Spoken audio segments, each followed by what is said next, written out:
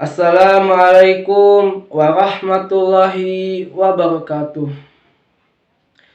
Alhamdulillahi rabbil alamin wa bihi nasta'in ala umurid dunya waddin wa sallallahu ala sayyidina Muhammadin wal mursalin wa ala alihi wa sahbihi wasallim.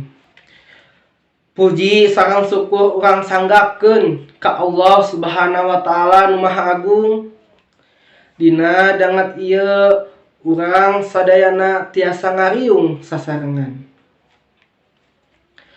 Hadirin anu dipikah hormat, di dieu simkuring bade ngabacakeun biantara iman kana qada jeung qadarna Allah Subhanahu wa taala.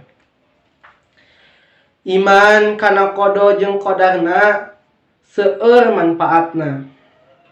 Di antarana tiasa nguatkeun iman sareng takwa ka Allah Subhanahu wa taala.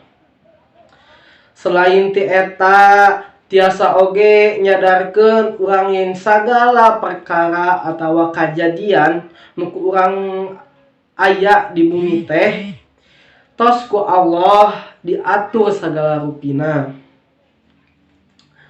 Matak ayeuna qada jeung qadar ieu teh bisa numbuhkeun kateguhan hate sareng kasabaran urang salila urang hirup di dunia.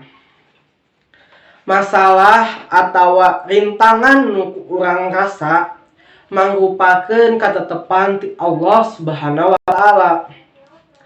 Jadi urang kudu tawakal. Da sagala rupina ge tos aya izin ti Allah Subhanahu wa taala. Urang moal bisa ngahindar.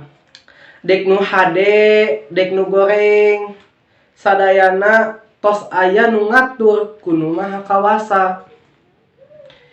Iman kana qada jeung qadarna teh bisa numbuhkeun oge rasa kanikmatan ka Allah Subhanahu wa taala. Sareng ngadorong urang yen kudu bersyukur ka Allah Subhanahu wa taala salawasna.